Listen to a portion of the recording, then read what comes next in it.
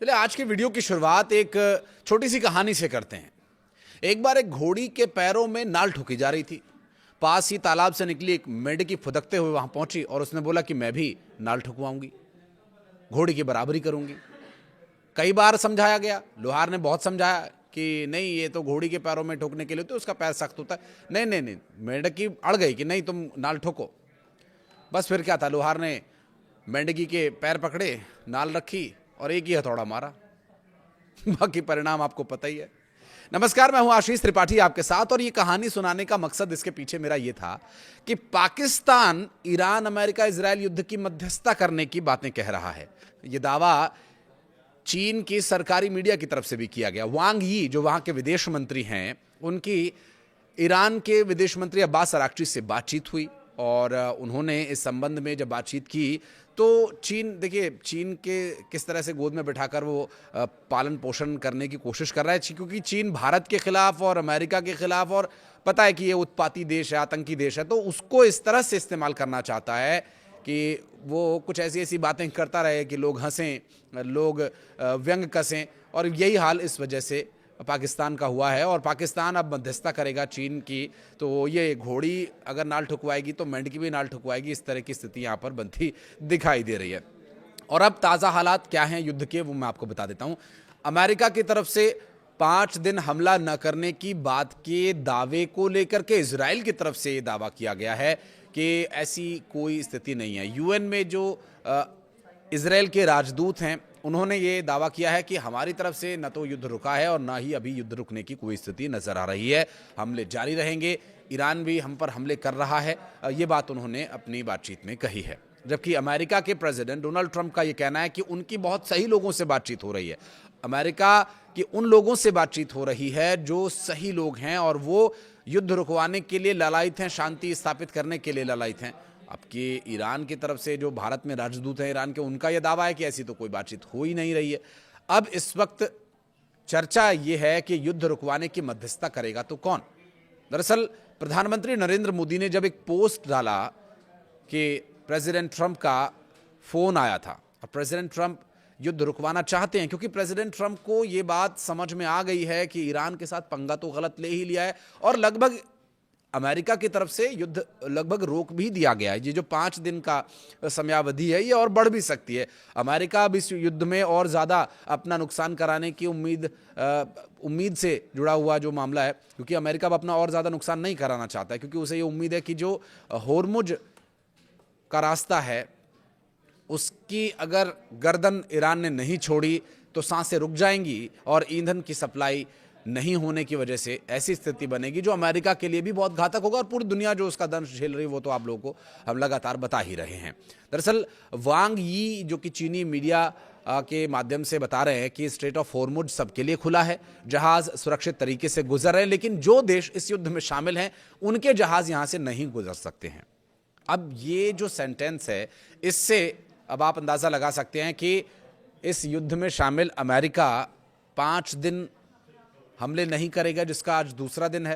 पहले दिन हमले नहीं किए गए और अब दूसरा दिन भी उम्मीद है कि शांतिपूर्ण तरीके से गुजरे, लेकिन इस बीच जो तस्वीरें सामने आई, इस बीच जो खबरें सामने आई, उसमें इजराइल की तरफ से ईरान के कई सैन्य ठिकानों पर मिसाइली हमले किए गए और जवाबी कार्रवाई भी ईरान ने मुंहतोड़ की है।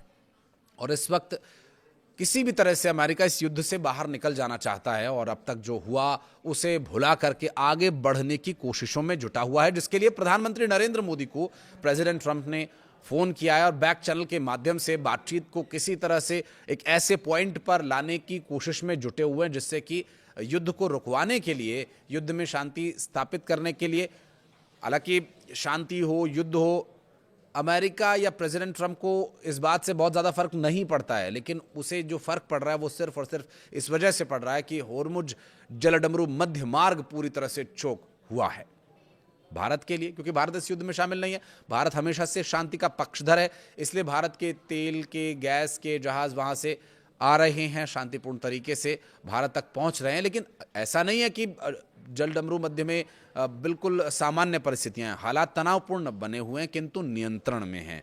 उन देशों को निशाना नहीं बनाया जाएगा जो वहां युद्ध में शामिल नहीं है। हाँ, जो किसी भी तरह से इस युद्ध में सहयोग कर रहे हैं या सीधे तौर पर शामिल हैं, उनके लिए ये स्थिति चिंताजनक बनी हुई है। लेकिन जो वर्तमान समय है, फिलहाल स्थिति जिस तरह से दिखाई दे रही है, एक उम्मीद की किरण जगी है कि शायद युद्ध रुके, क्योंकि अमेरिका की तरफ से प्रेसिडेंट ट्रंप जो बातें कह रहे हैं, ईरान उसको पूरी तरह से खारिज कर रहा है। लेकिन अमेरिका की तरफ से कोशिश की जा रही है कि अब किसी भी तरह से जो ये पंगा ले लिया, इस पंगे को ख़त्म किया जाए और इसे रोका जाए और पूरी दुनिया में ईंधन की सप्लाई को बहाल किया जाए। और इस बारे में आपको आगे बताएंगे। लेकिन एक और महत्वपूर्ण बात वो ये कि खाड़ी देशों पर ईरान लगातार हमले कर रहा है। खाड़ी देश पलटवार नहीं कर रहे हैं, जिसमें बहरीन, कुवैत, सऊदी अरब, कतर, ओमान और खास करके संयुक्त अरब अमीरात जो यूएई है, जिसे निशाना बनाया गया है। और इस पूरे मामले में जो दावा है खाड़ी अधिकारियों का वो ये है कि जो हम पर हमले हुए हैं, सिर्फ अमेरिकी बेसिस को निशाना नहीं बनाया गया है। हमारे जो देश के अन्य क्षेत्र हैं जो कि सामान्य नागरिक के परिचालन के लिए एक्शन में है या संचालन में है, उनके लिए भी वो हमले घातक साबित हुए हैं, वहाँ भी हमले हुए हैं। लेकिन हम पलटवार इसलिए नहीं कर रहे हैं क्योंकि अगर हमने पलटवार किया तो फिर हम भी इस युद्ध में सीधे तौर पर शामिल हो जाएंगे। और देखिए, खाड़ी देशों में पैसे की माया जारी है और पैसे का बोलबाला है। वहाँ पर तेल बेचो, एंजॉय करो की नीति चल रही थी। लेकिन ये अमेरिका के इन्वेस्टमेंट और अमेरिका की तरफ से वहाँ पर लगातार उन्हें सहयोग किए जाने के चलते अमेरिका ने कुछ कुछ अपनी शर्तें मनवा ली थी और वहाँ पर सैन्य ठिकाने बना लिए थे। अब वहाँ के जो शेख हैं वो तेल बेच बेच करके अपने ऐशो आराम की ज़िंदगी में मशगूल थे। उन्होंने इधर दिमाग ही नहीं लगाया कि ये अमेरिका यहाँ पर क्या कर रहा है। जब दिमाग नहीं लगाया तो उसका परिणाम उन्हें भुगतना पड़ रहा है। अमेरिका ने वहाँ सैन्य ठिकाने बना लिए। अमेरिका ने ये दर्शाया कि ये जो हमने यहाँ इन्वेस्टमेंट किया है या जो हमने तेल रिफाइनरीज में इन्वेस्ट किया है, जो जगह हमने यहाँ पर इस्तेमाल किया है, ये उनकी सुरक्षा के लिए हम अपने सैनिक तैनात कर रहे हैं। लेकिन जब हकीकत खुली तो फिर खाड़ी देशों में संकट की स्थिति बन गई।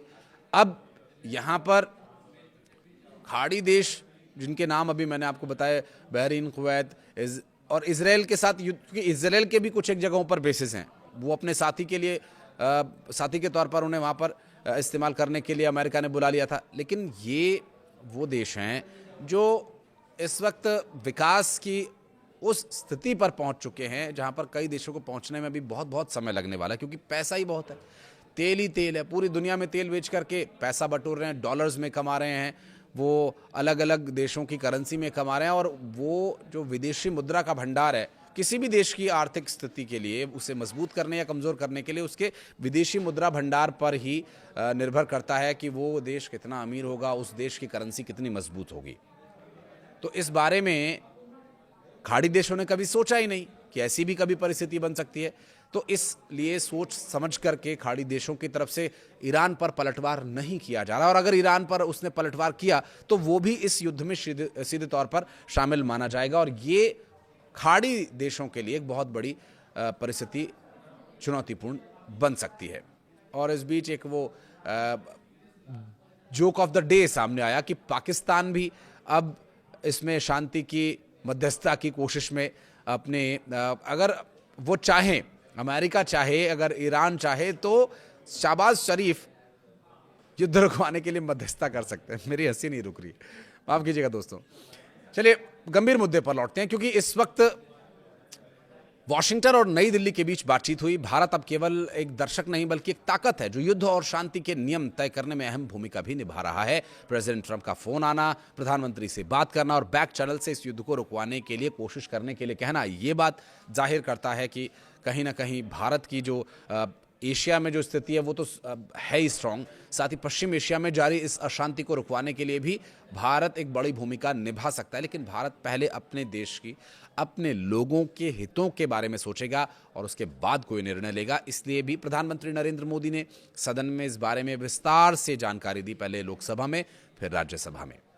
खाड़ी अधिकारियों का जो कहना है कि वो क्षेत्र में मौजूद अमेरिकी सैन्य ठिकानों पर हमलों के साथ साथ ईरान ने नागरिक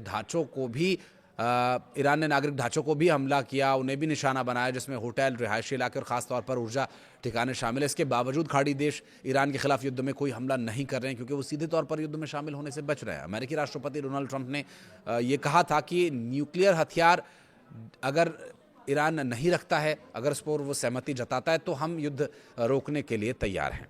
अब देखिए, इस मुद्दे पर जो ईरान के सामने शर्तें अमेरिका रख रहा है, इसमें व्हाइट हाउस में मीडिया से बात करते हुए ट्रंप ने कहा कि दोनों देशों के बीच बातचीत जारी है, ईरान समझौता करना चाहता है, हम उन लोगों से बात कर रहे हैं जो असल में शांति चाहते हैं, और हमारी पहली शर्त यह है कि ईरान न्यूक्लियर हथियार नहीं बनाएगा, जिस पर सहमति बन गई है। हालांकि ट्रंप के इन दावों की सच्चाई क्या है, इस बारे में अभी कुछ भी नहीं कहा जा सकता है।